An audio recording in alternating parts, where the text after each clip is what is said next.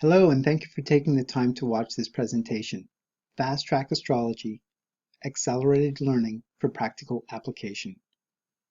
My name is Michael O'Connor, and I'm a professional astrologer serving an international clientele. There's 3 levels to this platform of learning.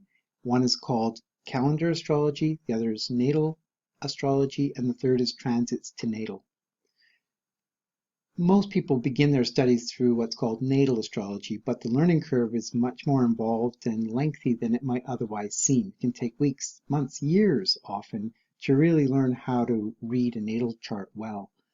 Calendar astrology offers an accelerated learning curve platform because within one day I can teach you how to read and follow effectively an astrological calendar. Astrological calendars have become popular over the past 30 years, but especially over the past 15 years. More and more people have them, and there's many companies who make astrological calendars, and there's wall calendars, and there's pocket astrologers and day timers. So there's a lot of types of calendars you can have, and that's great. But I've discovered that most people don't know how to use their calendar well. It's nice to have the calendar and to see when the moon will be waxing and waning, and it can have a sort of a romantic quality to it in that respect, and it can feel good to feel like you're in tune with the rhythms of nature, and that's wonderful. But to really learn how to use the calendar in a real strategic, practical way is another level which most people aren't aware of, and I can teach you quickly. Now, the basic reality is that astrology begins with the relationship between the Earth, Moon, and Sun. The Earth-Moon relationship actually represents the first calendars, and yet the Earth-Moon-Sun relationship is that next level, which is where the reality of the waxing and waning moon comes in, because the moon reflects the light of the sun.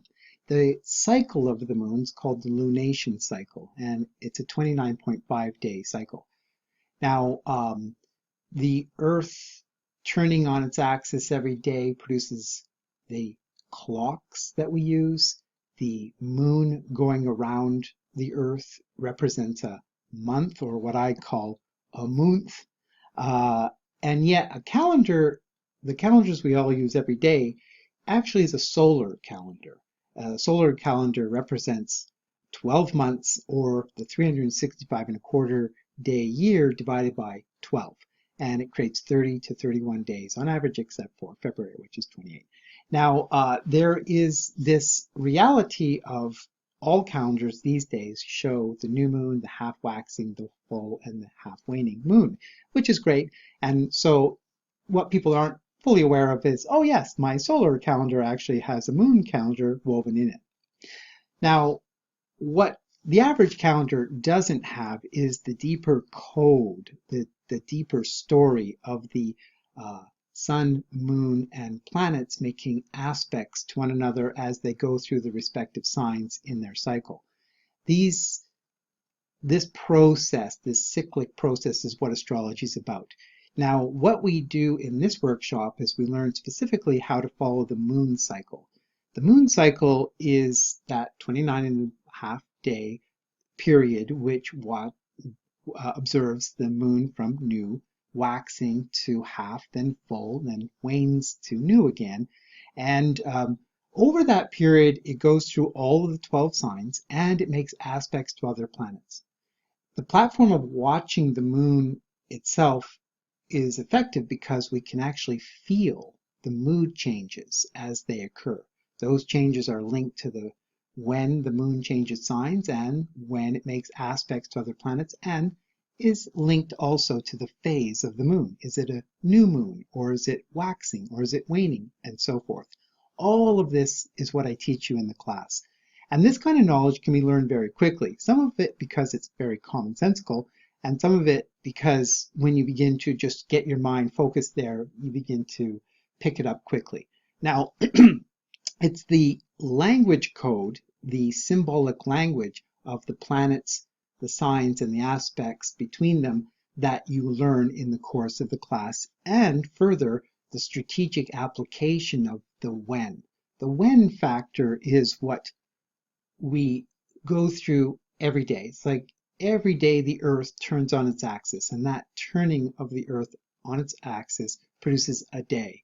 And that day produces the principle of time, the reality of our 24-hour day cycle, which turns into weeks, months, and years, etc., is the measuring tool we use to measure time. And it's based on the actual reality of a phenomenal experience, that being the Earth turning on its axis. And that's what clocks are.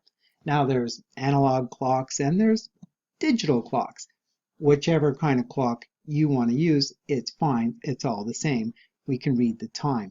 Now, what we're looking at when we study an astrological calendar in this respect is the synchronicity. That means the meaningful coinciding events that occur. They're not actually an anomaly. The reality is our observation of them is an anomaly, but we can increase our observation. Now, the reason we want to do that primarily is because you can actually determine when it's the best time to do certain things. So there's a real practical application here.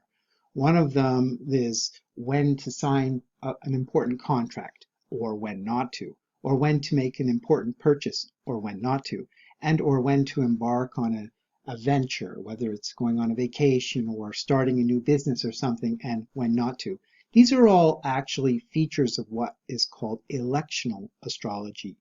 Electional astrology is the art of timing when to launch or begin something, but it does include signing important contracts and so forth, or important purchases. And there's certain days when not to. And those periods actually are much more frequent than it would seem. They actually occur every 2 to 3 days. So now the other aspect of synchronicity is that when the moon moves through certain signs, the signs of the zodiac over this 29.5-day period, you can begin to learn when the moon's in certain signs, you go through certain moods. It's a general overall feeling. It's somewhat generic, but actually it's more personal than that. Each person goes through it at their own rhythm and pace, and they have their own experience of their relationship with the moon based on their birth chart, by the way. Okay, so when we understand that there's a deeper story, that's fine. We don't have to learn that though. And learning the calendar, how to read the astrological calendar for these practical and observational principles to understand ourselves better, our own biorhythm, that of others in our life, and so forth, we really begin to become observant and aware. So those are some of the advantages as well. And when we begin to experience and observe those synchronicities that, wow, mine and or people's moods, people in my life's moods change at very specific times, and I can even watch when. Some people are so sensitive to the moon, they're what's called lunar types. There's actually solar types too. They're less sensitive to the moon. And then the average person and the ideal actually is a blend. It's very much like having a right-left brain balance. Lunar types, solar types, and what's called solely lunar types. Actually, most people are that. They just don't know that they come under that category. And then there's, many shades of gray in between. Some a bit more lunar, a bit more solar, etc. Now, the point is that people who are very lunar really are sensitive to the point where you can observe them undergoing mood changes as the moon changes signs and or goes through or experiences new aspects to other planets. It's amazing to watch and really revelatory to how much synchronicity is at play in our life. But more practically, we can learn to use that knowledge and be more in tune with ourselves and the people in our life and so forth, and therefore, create more harmony and so forth. Now, everybody knows how to use a calendar and how to read it. That's pretty given. But what they don't know is how to read the code. And the code there is simply that of the planet symbols, the sign symbols, and the aspects between them. And what you see in front of you can seem a bit overwhelming at first, but it's just, for example, there's a symbol for when there's an eclipse. That's that little sun symbol. And what you see is there's Eastern time and Pacific time. So there's time zone considerations. But basically, the moon will be new at a certain time in a certain sign, and you begin to learn all that, and it's fun again on its own ground, but we can learn to make use of it. Now, astrology can be definitely technical. There's lots to it. I'm a student and have been for over 35 years, and I'm still learning. It's an ongoing process, as is true in many fields of higher complexity and sophistication. So that's certainly true of astrology, especially because it incorporates psycho-spiritual principles. So you get an entry level into that too. So the key is the calendar teaches you the language code and how to make practical use of it every day or regularly, as you wish, and you're learning the astrological language all the way. This primes you for further studies in astrology. It's in fact, it's like jumping in the river in the current, where you're actually engaging in what's called transits.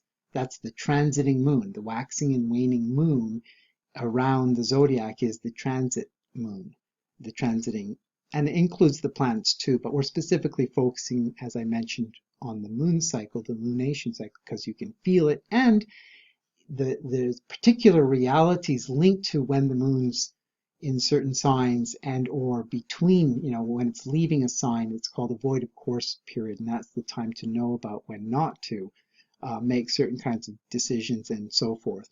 So, but there's a mechanical technical aspect to astrology which can be a bit overwhelming. So, and what you basically need to know initially with astrology, as is true of any language, and astrology's best approach initially as a language, is there's an alphabet, a language code.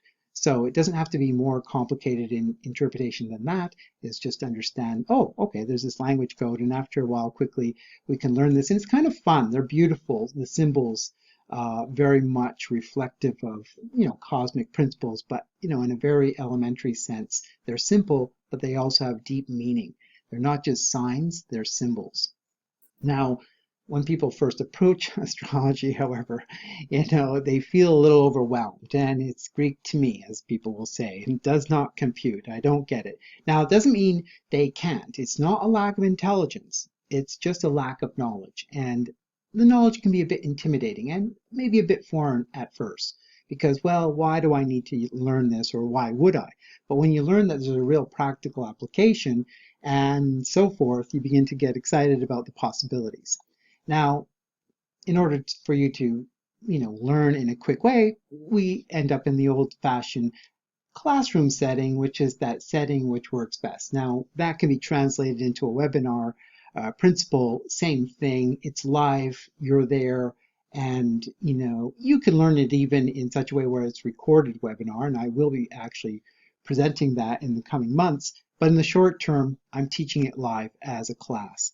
And the goal partially is that it tunes you into a cosmic reality as one of the features. That's really exciting on its own ground.